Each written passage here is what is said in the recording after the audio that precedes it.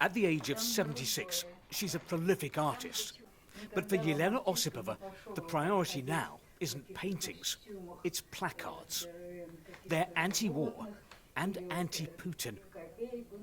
Putin is war, this one says. We don't want to die for Putin. After Russia attacked Ukraine, Yelena took to the streets of St Petersburg. Like many anti-war protests in Russia, it ended like this. She describes one of her favourite placards the police haven't given back.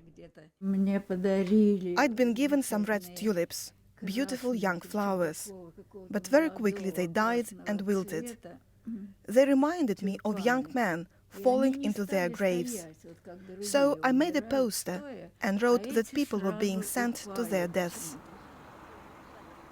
In Vladimir Putin's home city, home truths about Ukraine. And deep concern.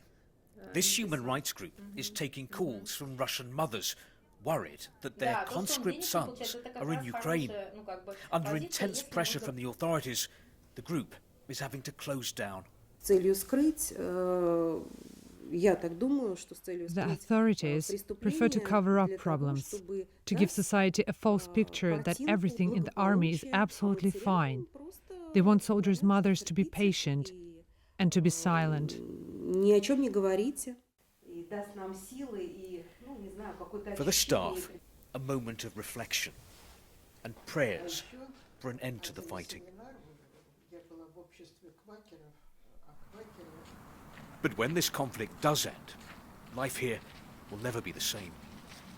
When Vladimir Putin came to power in Russia more than 20 years ago, he promised Russians security and stability. Today, his army is suffering losses in Ukraine. The economy here is suffering from sanctions, and Russia is facing growing international isolation. But from the Kremlin, no hint of regret. Quite the opposite.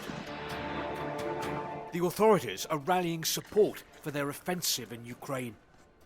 St Petersburg riot police made this video to show they back it.